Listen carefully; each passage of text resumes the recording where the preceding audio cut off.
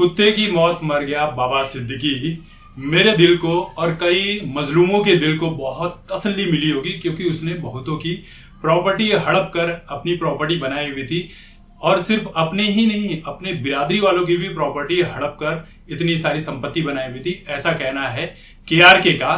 अब केआरके ने यहां पर किसी का नाम नहीं लिया, लेकिन जैसे ही कुछ मीडिया वालों ने ये छापना शुरू किया कि बाबा सिद्दीकी के लिए केआरके ने इस तरह की बात की है, तो केआरके ने कहा कि मैंने तो किसी का नाम ही नहीं लिया है, तुम बेवजह मेरा नाम क्यों घसीट रहे हो, मैंने तो रावण के लिए कहा था। तो कमेंट में बहुत सारे लोगों ने कहा कि रावण ने किसकी प्रॉपर्टी हड़प ली थी जो जिसके बारे में बात कर रहे हो, और तुमने आज की बात कही है।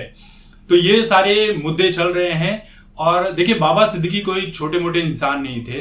बॉलीवुड से इनका बहुत करीबी नाता था। बॉलीवुड का हर कोई जो था उनके पास पहुंचा रहता था। खासकर सलमान शाहरुख की दोस्ती कराने में जो झगड़ा हुआ था, बाबा सिद्दीकी का ही बहुत बड़ा हाथ था। बहुत बड़े नेता थे, कांग्रेस के नेता रह चुके थे। उसके बाद उन्होंने 1 साल पहले एनसीपी ज्वाइन कर लिया था।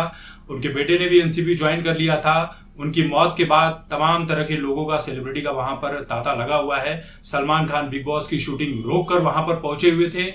अब देखिए, ये जो पूरा मामला है, इसमें लॉरेंस बिश्नोई गैंग का नाम आ रहा है। लॉरेंस बिश्नोई गैंग ने इसमें पूरी जिम्मेदारी ली हुई है। ये अभी की ताजा खबर है। हालांकि केआरके की इस बात को लेकर बहुत ज्यादा लोग दुखी हैं कि किसी की मौत पर इस तरह से मजाक नहीं करना चाहिए।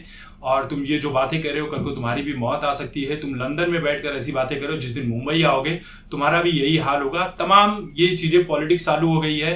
जो कांग्रेस और एनसीपी के लोग हैं वो बीजेपी के ऊपर आरोप लगा रहे हैं कि बीजेपी ने ऐसा करवा दिया है। कुछ लोग कह रहे हैं कि चुनाव नजदीक आ रहे हैं, उस वजह से ऐसी सारी चीजें हो गई हैं। तो पूरी तरह से पॉलिटिक्स चल रही है, जैसा कि हर मौत के बाद होता है। जैसे अतीक अहमद की मौत के बाद, और जो भी शहाबुद्दीन और मुख्तार अंसारी इनकी मौत के बाद ये सारी चीजें आई थी, वो सब कुछ निकल कर आ रहा है।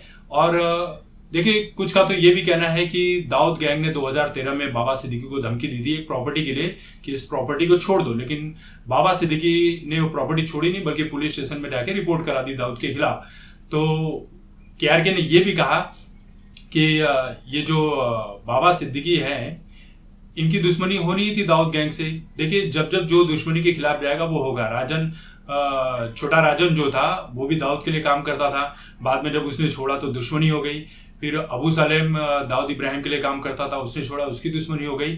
अब बाबा सिद्दीकी भी वही काम करते थे। जब दाऊद का साथ छोड़ दिया तो ये सारी दुश्मनी तो होनी ही होनी थी। बाकी इस पूरे मुद्दे पर आपकी क्या राय है, कमेंट करके जरूर बताइए।